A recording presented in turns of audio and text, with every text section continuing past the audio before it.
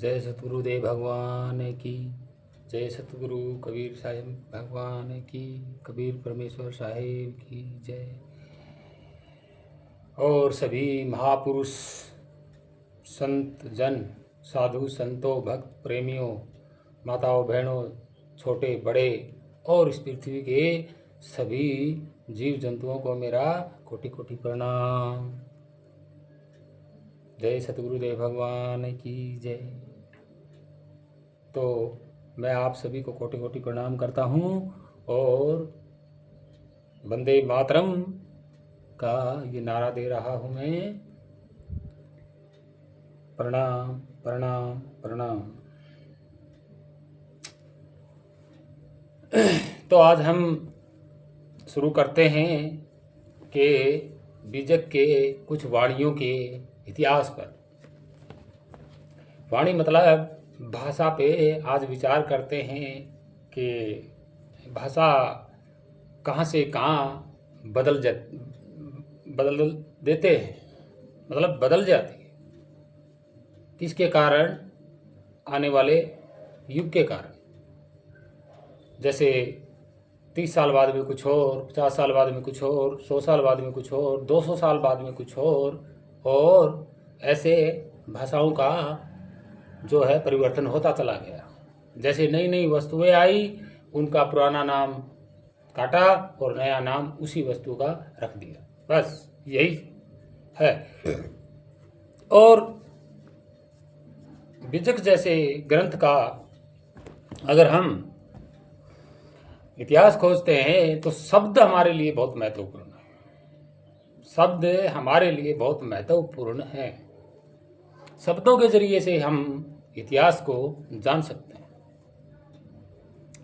अब देखिए, पिछली वीडियो में मैंने बताया कबीर साहिब का जो बीजक है, इसकी उत्पत्ति की जो शुरुआत है वो गुरु ग्रंथ साहिब से शुरू हुई है। गुरु ग्रंथ साहिब की एक वाणी ली गई थी। कौन सी?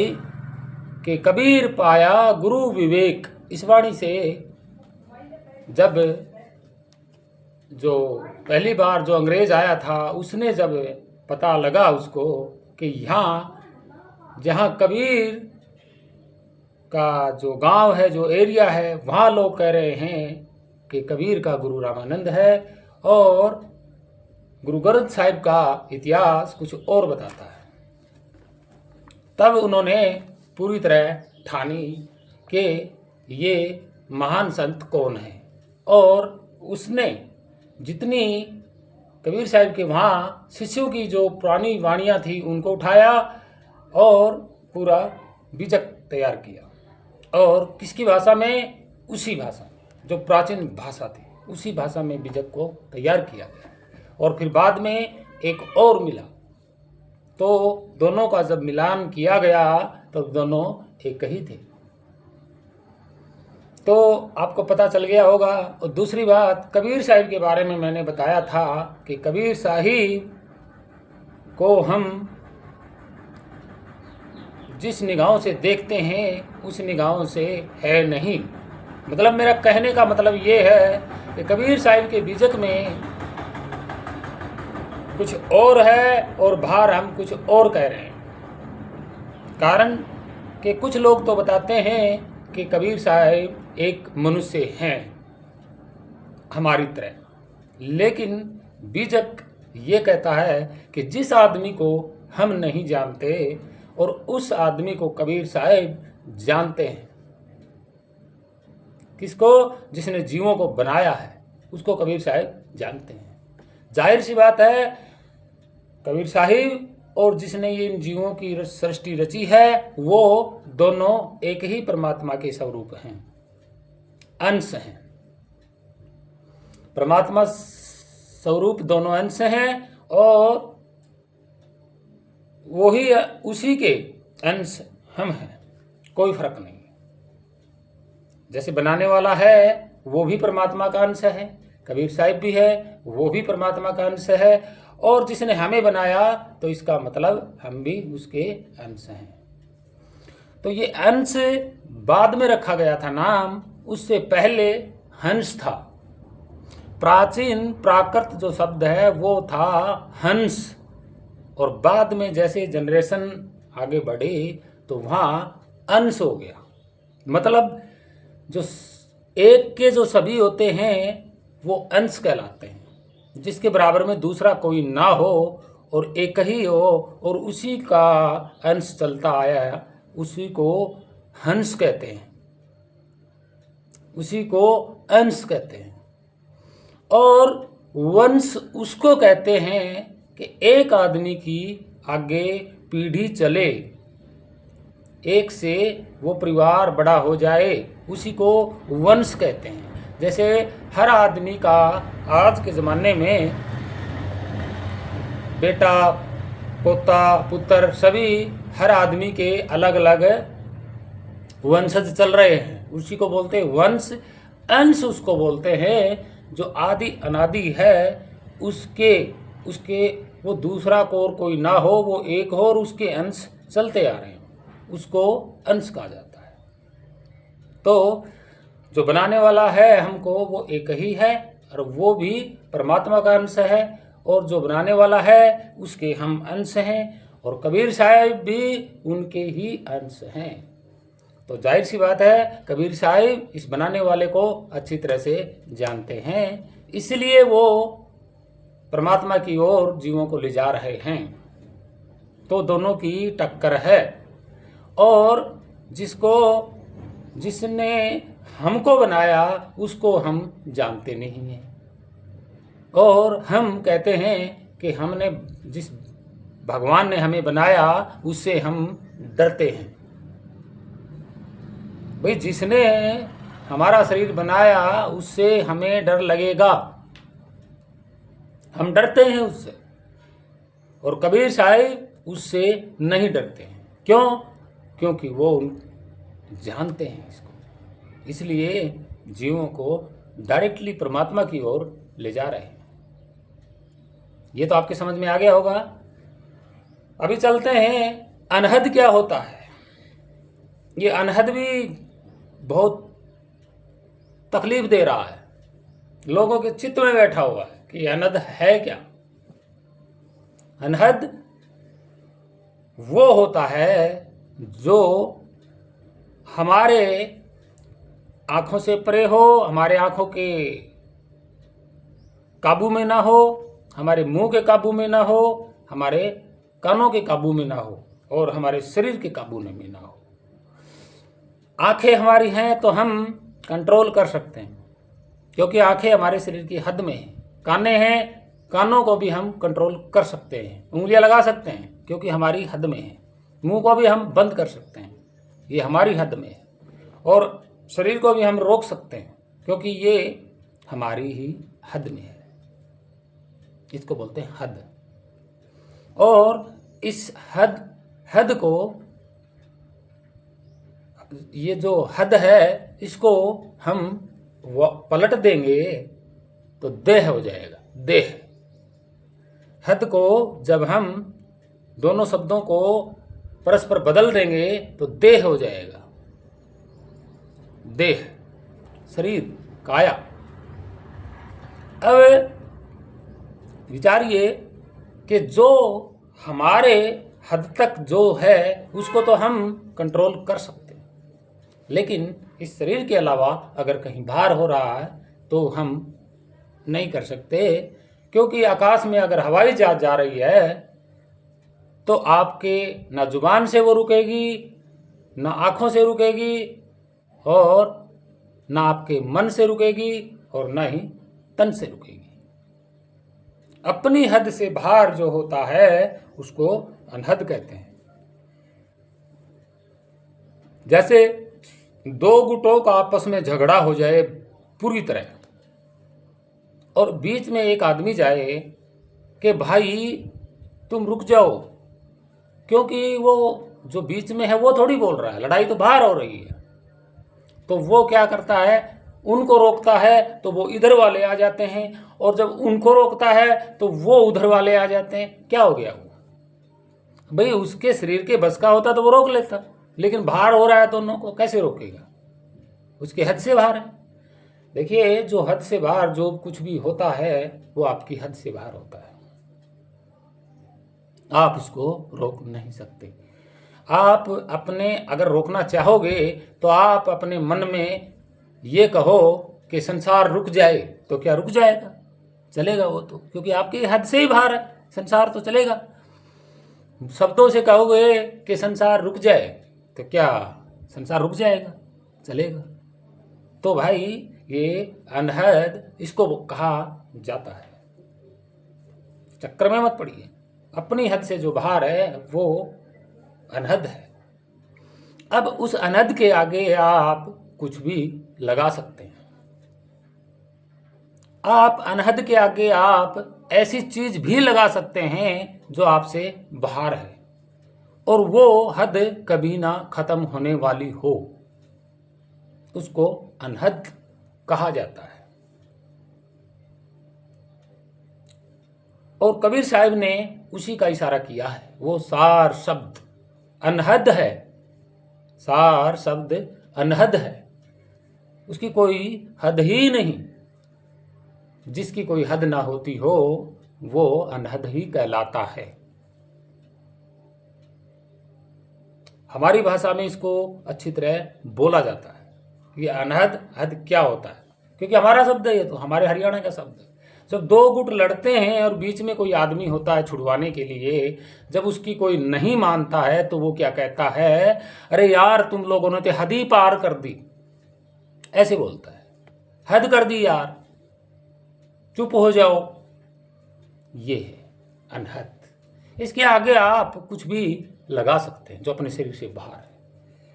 कुछ ऐसा भी लगा सकते हैं जो किसी के बस में ना हो, इसलिए उसको अनहद सार शब्द, अनहद नाद, ये है। और ये कबीर साहब क्या कह रहे हैं, ये भेद काया से बाहर। क्यों बोला ऐसे, काया से बाहर? यही तो है, यही तो है कि हमारी हद से बाहर, हमारी काया से बाहर, हमारी देह से बाहर। आ गया ना वहीं पे कि हमारे शरीर से कुछ भी बाहर होता है वो अनहद कहलाता है। और सतगुरु कबीर साहब क्या कहते हैं सार शब्द को, ये भेद काया से न्यारा। हर तरीके से समझा दिया। अनहद का भी अर्थ वही बनता है, ये भेद काया से न्यारा, ये भी यही बनता है, कोई फर्क नहीं। तो आप उलझिए मत।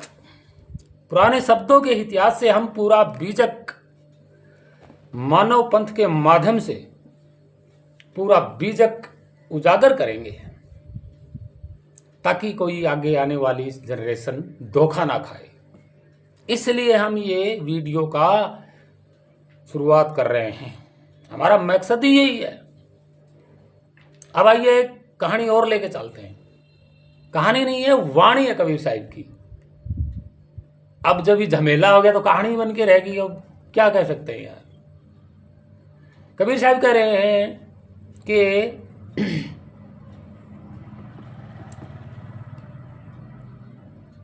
पुरुष शोभा अपार,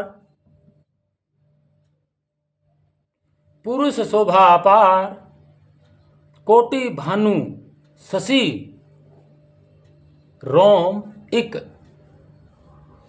पुरुष शोभा अपार, कोटि भानु शशि रोम एक। एक बोला है। अब देखिए इस वाणी में कोई प्रकाश नहीं है। पुरुष शोभा अपार, कोटि भानु शशि रोम एक, सही है। यहां प्रकाश, रोशनी, उजियारा कोई मतलब नहीं है। अब क्या कहा है यहां पे, लोग उलझे हुए हैं। प्रकाश बना दिया कि एक रोम। रोम होता क्या है? रोम भाई ये प्राकृत शब्द है और ये रोमन जो आज से 3000 वर्ष पहले जो रोमन भारत में आए थे वो एरिया को रोमन कहते थे। एरिया रोमन, और बाद में ये रोमा हुआ। मतलब एरिया, देश, स्थान, देश, स्थान, ये है। यहां प्रकाश नहीं है। लोगों ने क्या जोड़ दिया कि 16 मतलब करोड़ों सूर्य चंद्रमा अगर मिल जाए तो उसका एक प्रकाश हो तो एक रोम का प्रकाश है, बोल बराबर तुलना कर दी। यहां पे इतना गफीड़ा अच्छी बात नहीं है किसी को उलझाने के लिए। क्या लिखा है यहां पे? पुरुष शोभा अपार, कोटि भानु शशि रोम इक। समझिए, इतिहास में जाइए। ये रोम क्या है? रोम का मतलब एरिया होता है, एक देश होता है, स्थान होता है, विशिष्ट देश होता है, ये कहा गया। और उन्होंने क्या कहा कबीर साहब ने कि हंस वो परमात्मा, उसकी छवि अलग ही है, मतलब हमारे से भिन्न है। बात वहीं आ रही है, भिन्न। हम मैचिंग कर ही नहीं सकते। अब वो कह रहे हैं कि करोड़ों सूर्य चंद्रमा अगर इकट्ठे कर लिए जाएं और उनका जो एरिया बनता है तो भी पुरुष का इतना सा भी जो एरिया लोगे आप, एक रोम जो बाल होता है उसकी अगर नोक टेकें तो कितना एरिया लेगी? वो एरिया भी खाली रहेगा, भरेगा नहीं। करोड़ों सूर्य चंद्रमा अगर इकट्ठे करके उस स्थान पे रखे जाएं तो वो स्थान भरेगा नहीं, फिर भी खाली रहेगा, बराबर नहीं है, ये कहा गया, ये बोला। अब लोगों ने प्रकाश बना दिया कि 16 करोड़ सूर्य और चंद्रमा मिला के एक प्रकाश बनता है, तो परमात्मा का एक रोम के बराबर प्रकाश होता है। शरीर का रोम बताया है। भाई परमात्मा शरीरधारी है ही नहीं, शरीर कहां से बना दिया? रोंगटे कहां से आ गए?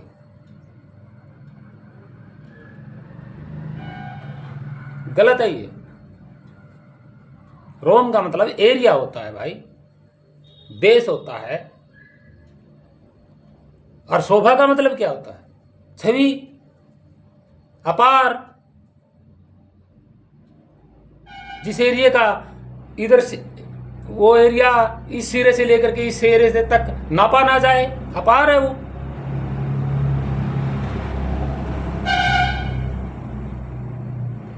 और फिर एक होता है पुरुष प्रताप। अब देखिए, पुरुष प्रताप मानी शक्ति। अब जो जीवों को बनाने वाला है उसके पास भी पुरुष प्रताप है, शक्ति है। और जो कबीर साहब बराबर खड़े हैं उनके पास भी पुरुष प्रताप है, शक्ति है। तो इसलिए दोनों की बराबर टक्कर है। और हमारे पास सिर्फ खाली अंश हैं, प्रताप नहीं है, वो शक्तियां नहीं है। समझने की कोशिश कीजिए आप। दूसरी एक वाणी और है, अक्षर निअक्षर। अब ये भी झमेला करके बैठी हुई है, अक्षर और निअक्षर। भाई एक बात सुनिए जरा, आपसे दूर कोई बोल रहा है, कोई बोल रहा है बार बार, जानवर या कोई पक्षी या कोई जीव बोल रहा है बार बार। जब आप कानों से सुन तो लोगे, लेकिन वो क्या बोल रहा है ये आप लिख नहीं पाओगे। है लेकिन आप लिख नहीं पाओगे, उसका शब्द नहीं बना पाओगे।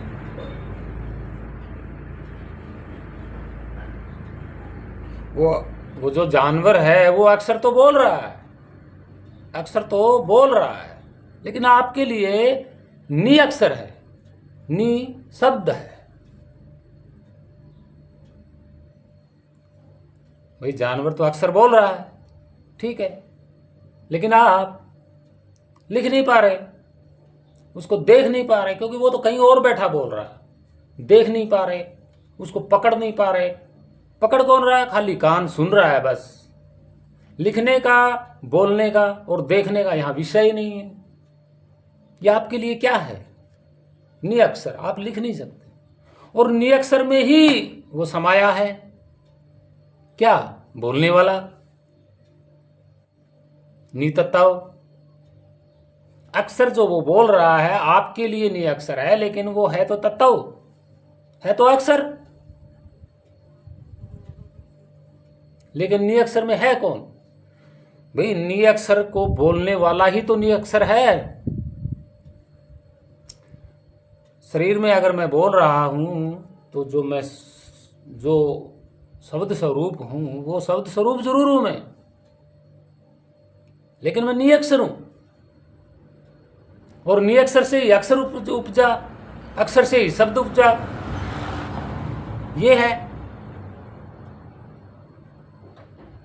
और नी अक्षर में कौन है? नी अक्षर में वही नाद, अनहद वो हो रही है। नी अक्षर में नी तत्व। अब आवाज का कोई तत्व तो होता नहीं है, आवाज का कोई तत्व नहीं है कि कोई तत्व दिखा देना, ऐसा नहीं है। कोई भी शब्द आप बोलिए, बोल तो दोगे, लेकिन वो दिखाई नहीं देगा, आकार प्रकार कुछ है ही नहीं। हाँ, आप स्वयं शब्द स्वरूप हो और आप ही अक्षर बोल रहे हो, यानी कि नी अक्षर से अक्षर बाहर आ रहा है और अक्षर से ही शब्द बन रहे हैं। और जो अक्षर बोल रहे हैं वो क्या है? उस अक्षर में क्या समाया हुआ है? ध्वनि। जैसे मैंने बोला ए, तो अक्षर तो हमने बना दिया इसका, लेकिन ध्वनि को क्या बनाएंगे? ये तो गूंजती जा रही है। ये क्या है? ये नी तत्व ही तो है। ये है नी तत्व। आवाज, ये आवाज है। ये नी अक्षर के अंदर ये आवाज है और कुछ नहीं है। ये आवाज ही हम हैं। ये आवाज हम हैं, और आवाज हम हैं यानी कि धुन है हम। केवल धुन, और धुन से ही ये धुन बाहर आ रही है। तरह तरह की धुन बाहर आ रही है।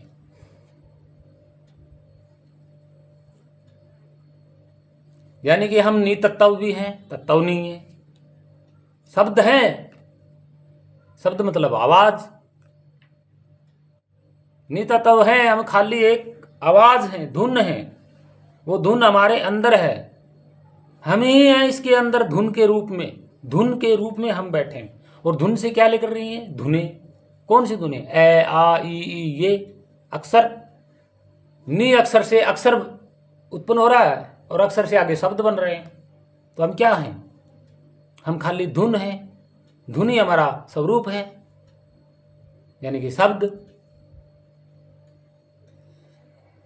अक्षर में नी अक्षर देखो, यानी कि जो हम अक्षर बोल रहे हैं, तो हमने ये विचारना है ये अक्षर आया कहां से? नी अक्षर हम हैं वो, और दूसरा कौन है यहां पे बोलने वाला? हम हैं। हम खाली एक धुन है, आदि अनादि धुन।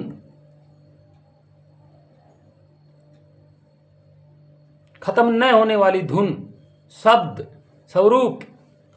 और ऊपर क्या हो रहा है? परमात्मा खुद स्वयं शब्द स्वरूप है, वो ऊपर हो रहा है।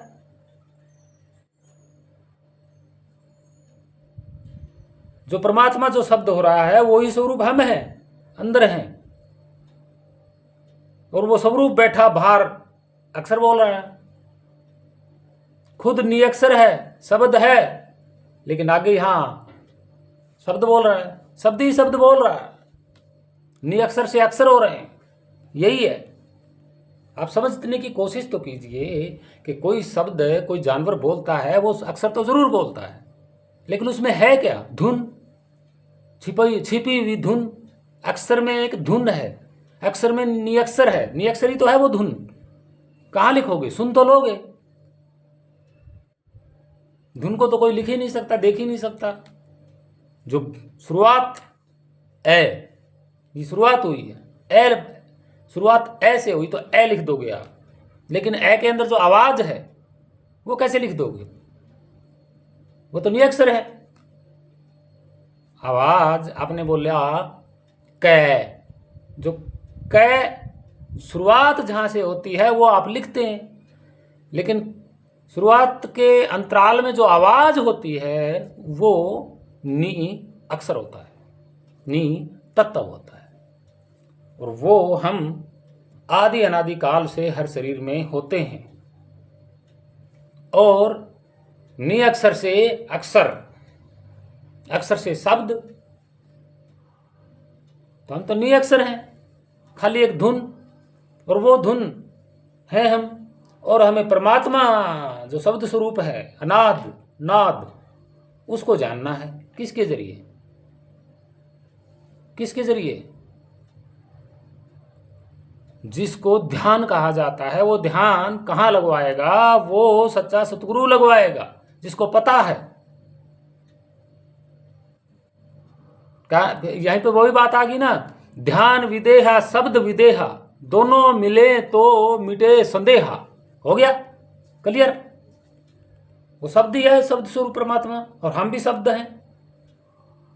शब्द से हम शब्द अंदर बैठे हैं, अक्षर है, नियक्षर है, वो शब्द स्वरूप है, और ये शरीर का सहारा लेके आगे अक्षर बोल रहा है, शब्द बोल रहा है। वही वो जो नियक्षर हम हैं वो लगातार धुन है, कभी खत्म नहीं होने वाली, और उसी से आगे ये तरह तरह की धुन निकल रही हैं, अक्षर निकल रहे हैं। लेकिन अक्षर में तो नियक्षर है ना, धुन, आवाज, उसको कैसे लिख दोगे आप? कैसे उसको आकार दे दोगे? कैसे उसका स्वरूप दे दोगे? आप तो शुरुआत कर रहे हो ना, शुरुआत का तो बोल लिख दिया आपने, शुरुआत जहां से हुई वो लिख दिया, शुरुआत लिखी है आपने। जो कै लिखा है वो शुरुआत है, कै, जिससे शुरुआत हुई, जिस एरिए से, जिस स्थान से शुरुआत हुई वो स्थान लिखा है कै। लेकिन कै के बाद जो आवाज है वो कौन लिखेगा? वो तो अक्षर में ही है आवाज, उसको बोला अक्षर में नहीं अक्षर, आवाज। और जो शब्द स्वरूप वो क्या है? वो भी तो आवाज है। हम बैठे हैं, हम भी आवाज हैं।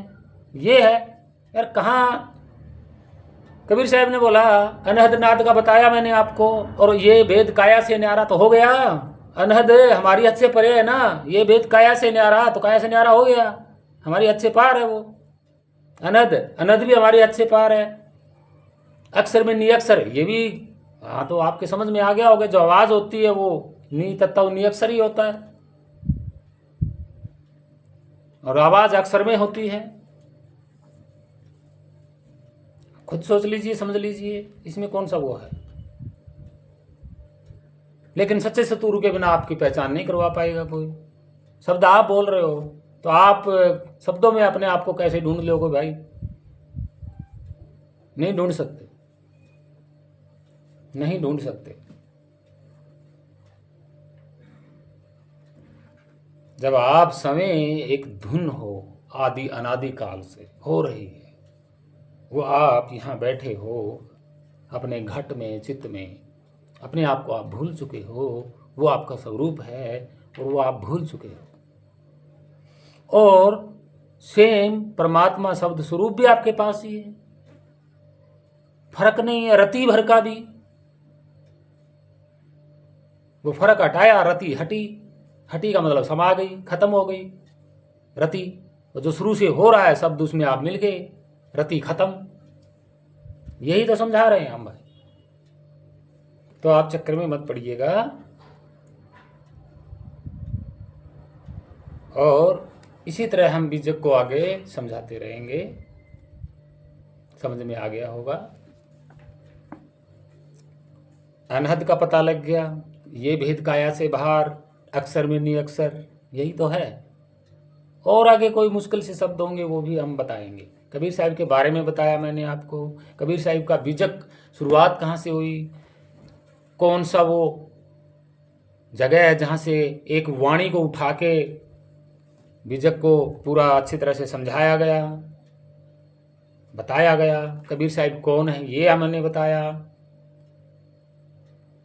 तो आप पुराने शब्दों को अगर पकड़ेंगे तो इतिहास जान जाएंगे। बहुत सारी ऐसी वाणियां हैं। अब देखिए वो यही वाणी थी ना, अक्षर में निअक्षर, ठीक है।